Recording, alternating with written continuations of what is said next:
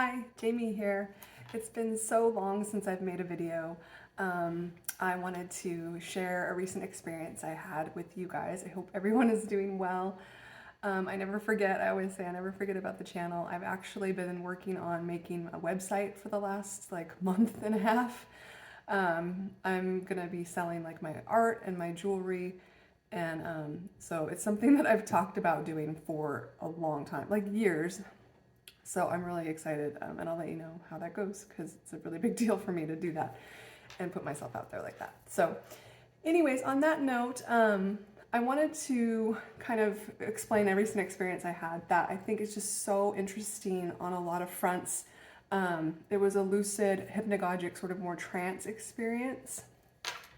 And I just wanted to kind of ramble in the beginning about my feelings about dreams and trance and guides even, and angels and entities. And I just think that there's so much going on. And from my personal experience, 99% of what I experience in trance or in waking or trance or lucid dreams, anything like that, is working. It's clearly guide contact, what I would call guide contact, because it really follows the path, the symbols and everything of Michael Sheridan. What he says, they're clearly masking and mirroring anything that I am going through. They're often dressed in kind of symbolically representing what I need to know about. And it's just so classic guide stuff. And I think there's a lot of people that maybe think of guides as more they tell you the way it is. And I think about this a lot, and I think because once didn't recently, it was years ago, but I've never forgotten about when I read a book called John Dee and the Empire of Angels by Jason Louv. And it's a really good book. It's super interesting. I won't go into that, but basically, if you don't know John Dee, he was speaking with angels, with his assistants, and just reading this book really opened my eyes to this idea of how we interpret the information coming in. And from my perspective, and I don't know a lot about John Dee more than just from the book and from other things that I've kind of sort of read, they just took everything that was given to them as face value. And they ended up actually doing some pretty deplorable things because they were told by the angels to do it. And I just thought to myself, wow, there needs to be kind of a different shift in perspective for individuals working with these entities. And I know that for me personally, I'm working on every day. And I think that the deplorable things that they knew that they didn't want to do them. They swapped wives at a certain point, and I'm sure that was really traumatic and just awful in its own way. When I was reading the book, you could sense that it was not a good experience to do these things. So enough of that. But I just think from that book, I really kind of reshuffled how I experience these things. And so that is my preface for this video, just because I don't take everything that guides and entities say. I don't think that, I don't take them as bad or good. I think I take them more as mirroring myself. I think that's really important. And this experience really is a good example of that. And I think it could be really helpful for people. So I never want to ramble, sorry.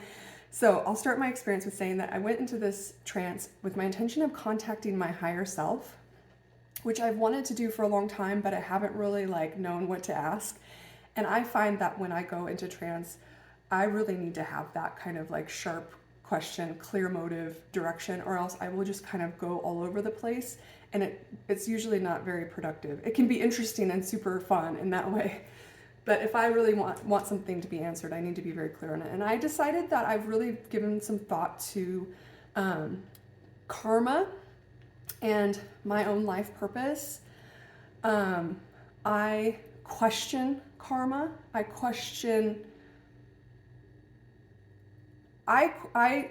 everything, but especially anything that proposes that we're not good enough as it is. But I know that is fraught with a whole host of things that come with it.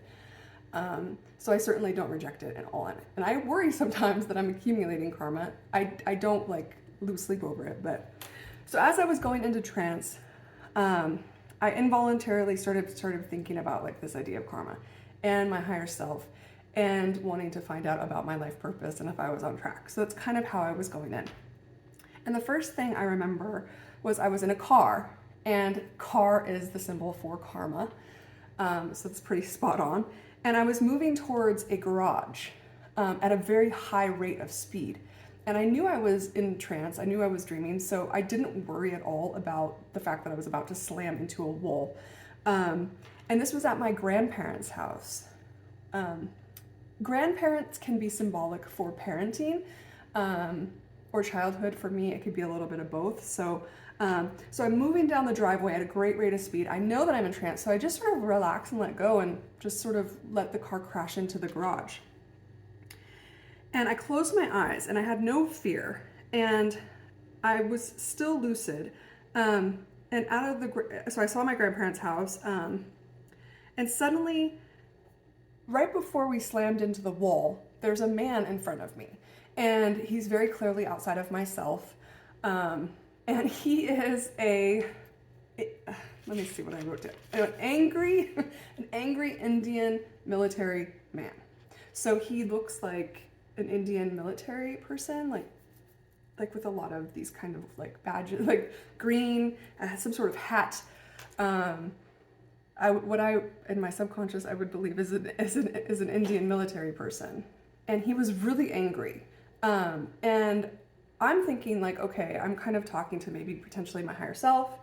So I really try to focus on remembering what takes place. And we're definitely face to face. Like his image is in the trance state, and there's nothing behind him. He's basically just like floating in blackness.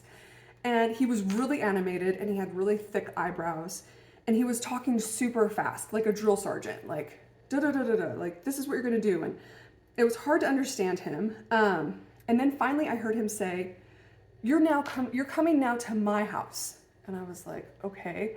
So, and then it just rushed forward towards him. And I still see his face. And then he floats down, and we are now in what I realize is the Great Hall. And it's him. I'm actually like on the ceiling. So I'm looking like over him. And I see him down there with his assistant, who's also a male, and the assistant's kind of like taking notes, and he is just berating me. I mean, I think that he was just like very like, you know, this is what needs to be done, and like super angry. And I just sort of at a certain point like thought, wait, why am I listening to this guy?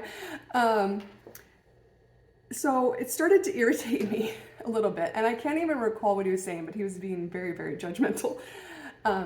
And then he asked a very specific question about me, and it's a very personal question about me, and it struck me in a way where I just said, you know what, like, what does that even matter? Like, I looked at him, I was like, and mind you, I'm kind of on the ceiling looking down into this like great hall pit.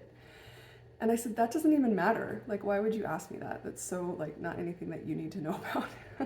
And so that's when I was like, oh, and it just became very clear that he was trying to trap me into this great hall. And so I instantly was like, I'm out of here. I'm gonna leave. And so I did. I woke up in waking life. So that is the experience. I just think it's fascinating on so many levels how our subconscious mind works in terms of relating this information. I think that this personally for me, I mean, I could be wrong how I'm analyzing this, to be honest with you. This was more of a guide, potentially working with me to show me like karma and how to examine it. I don't know. I mean, I think if you have any thoughts on that, I would certainly love to hear them. Because I still do wrestle with these kinds of ideas. So anyways, that's pretty much it for today's video. I hope that you found that interesting. I really love the symbols and how we can work with the symbols in that realm. And we have to know how to analyze the information. So the car, India is also a symbol for karma. So the whole thing obviously was about karma and kind of how to look at it. So I'm still thinking about what that might all mean. I was up high, so I think that could be something about having kind of like a higher perspective on the situation. So yeah, it's interesting how these things take place. And I was asking to talk to my higher self, so there is that too. So, all right, that's it for today. I hope you all are doing really well. And as always, thank you so much for listening, and I'll be in touch super soon. Thanks.